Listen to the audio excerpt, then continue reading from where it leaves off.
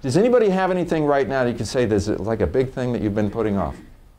That you know you're going to have to do someday, but you still have time to keep putting it off. Okay, so my recommendation is that you schedule a 30-minute jump start on every one of those.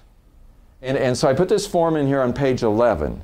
And this would be for you to do a review of things that you know you have to do that are bigger than 2 hours and they're not scheduled. And you write them down. Okay, you can write it down as a project or goal, whatever you want to call it, and just list them out.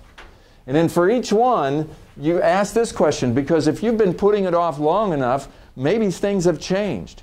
Maybe you can just kill it. Maybe things have changed so much that you don't even need to do it anymore.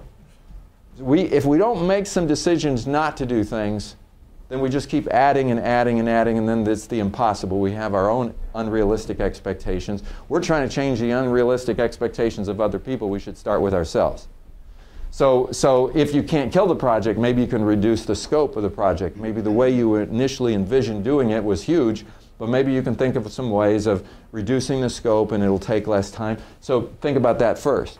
Then once you've done that, what's the level of priority or importance? How important is it to get it done, period? Okay? And then here, description of the next task to be completed. And if you don't know what it is, just write 30-minute jumpstart. That's all you have to write, 30-minute jumpstart. Then this is the important one. When are you going to do it? And you do that for all of these, and I guarantee if you do that and then you follow the process, scheduling the next one, determining what it's going to be, scheduling, following through, you'll eliminate a huge portion of your tendency to procrastinate with a process. But of course, you have to follow the process. So I've been doing this for years, and it's just like it's become a habit with me.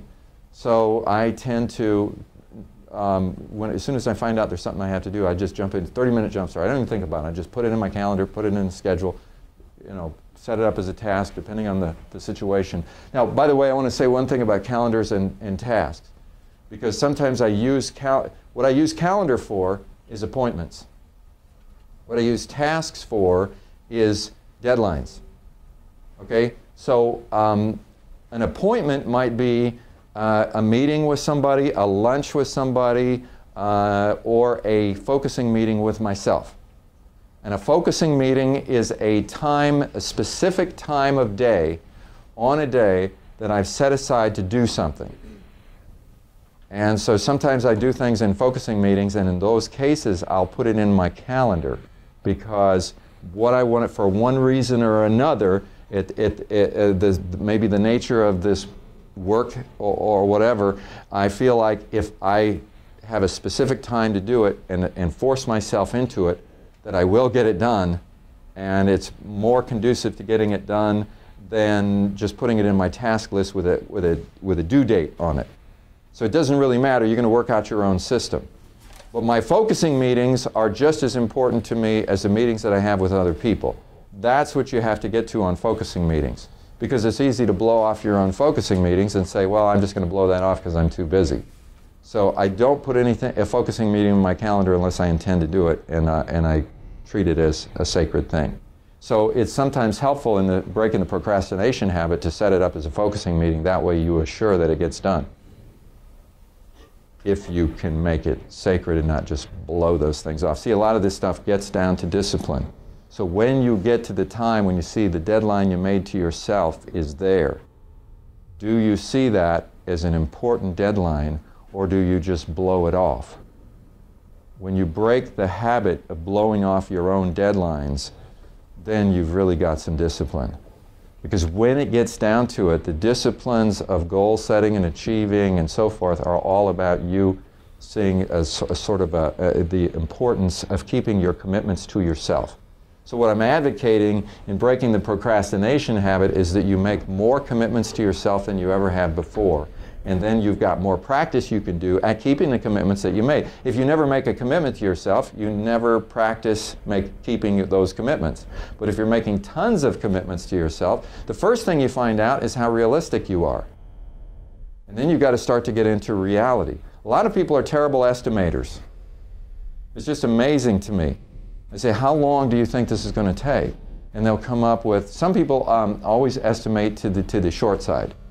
And it's like, how long does it take to get somewhere? Here, your traffic situation is much different than where I live.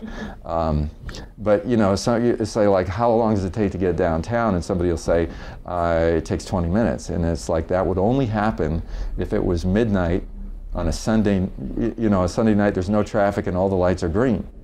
Best case scenario, and a lot of people operate with best case scenarios. But you've got to take into account the reality of the things that happen, the things that come up, and so forth. Your goal is to become the best estimator you can possibly be.